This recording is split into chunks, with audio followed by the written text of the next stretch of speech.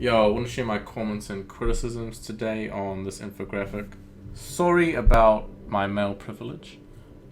We often hear about female being disadvantaged and male being privileged.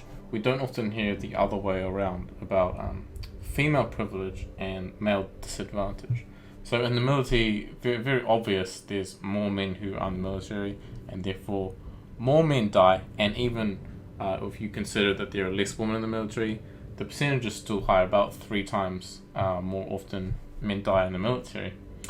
Suicide, this is a really, really obvious one. The most remarkable stat with suicide is that after divorce, a man's suicide rate goes up to 10 times higher. It's 10 times higher than a woman's, compared with it's normally 4 times higher. So it skyrockets quite a lot. Hard time for men after divorce. Homicide victims, mostly men. Suicide victims in general, mostly men.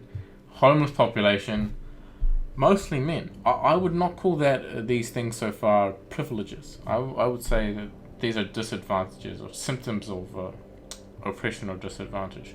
Workplace deaths, similar to, we're seeing a trend here. This is what we call the death careers. 93% of workplace deaths.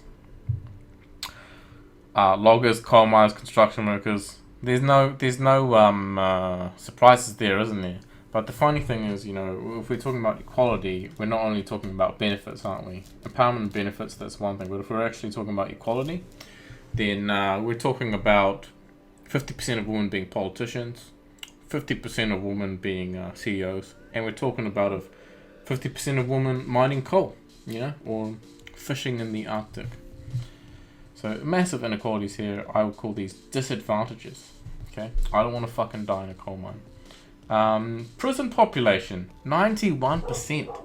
That is overwhelming. So a lot of people say, well, men are just violent. But what you find is that when you find men and women who commit the same crimes in the same ways, over and over, we find cases where the sentencing is far, far lenient.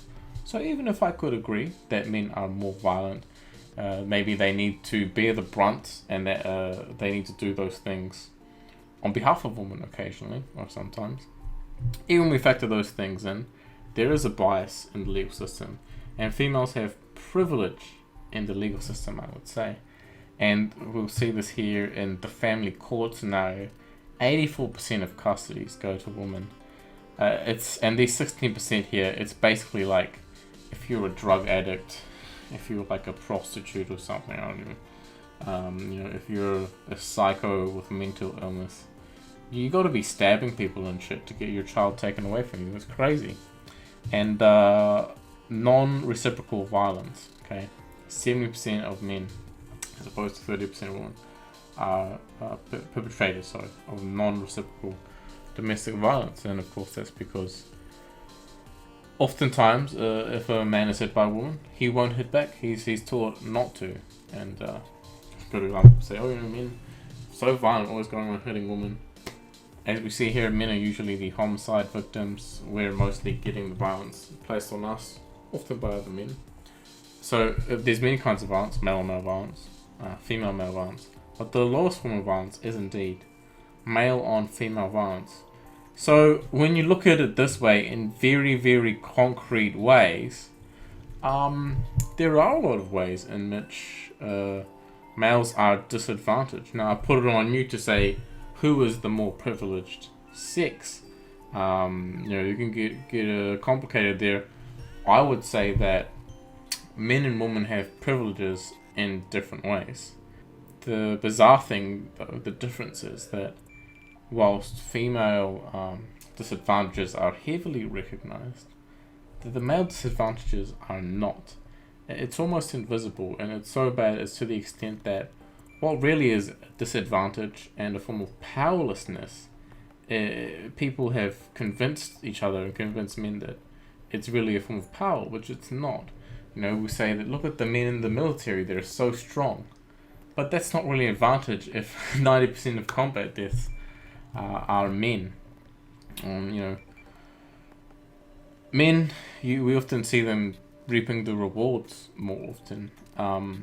and we say that therefore they're privileged. What we don't see is the risks that they take and the punishments, the suffering that comes from that. Being a man and your role as a man. And I hope that seeing some of these statistics, objective facts, could help you see that men aren't the only ones who are privileged, and men aren't privileged in every way.